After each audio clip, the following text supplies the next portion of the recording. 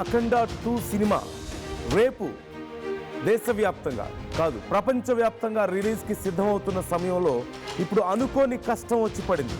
అఖండ 2 release ఆపాలంటూ Madras high court చెప్పింది. అఖండ 2 నిర్మాణ సంస్థ 14 రీల్స్ ప్లస్ పై పిటిషన్ వేసింది. యూరోస్ ఇంటర్నేషనల్ సంస్థ తమకు 28 కోట్లు ఇవ్వాల్సి ఉందంటూ ఈరోజు పిటిషన్ వేసింది. సమస్య పరిష్కారం అయ్యే వరకు 14 రీల్స్ ప్లస్ సంస్థ నిర్మించినటువంటి అఖండ 2 మూవీని విడుదల చేయొద్దంటూ కోర్టుకి విన్నవించింది. ఈ నేపథ్యంలో కోర్టు కూడా ఇప్పుడు ఇంజెక్షన్ ఆర్డర్స్ని ఇచ్చినట్లుగా తెలుస్తోంది. అఖండ 2 సినిమా విడుదలను ఆపాలని, ఈరోజుకి ఆ అమౌంట్ చెల్లించిన తర్వాతే సినిమా రిలీజ్ చేసుకోవాలి అంటూ చెప్పినట్లుగా తెలుస్తోంది. ఈ నేపథ్యంలో ఇప్పుడు మరి ఏం చేయబోతున్నారు? 14 రీల్స్ ప్లస్ సంస్థ ఏం చేయబోతోంది?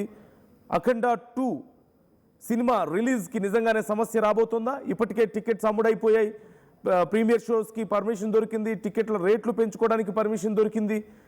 భారీగా రిలీజ్ అవుతుంది. ప్రపంచవ్యాప్తంగా ఇతర దేశాల్లో ఉన్న బాలయ్య ఫ్యాన్స్ సైతం వెయిట్ చేస్తున్నారు. చాలా ఈగర్గా వెయిట్ చేస్తున్నారు. అఖండ ఫస్ట్ పార్ట్ ఎంత పెద్ద సెన్సేషన్ అయిందో మనం చూసాం. యాక్షన్ సీక్వెన్స్, మ్యూజిక్ ఇలా అన్నీ కలిపి చాలా పెద్ద హిట్ అయింది.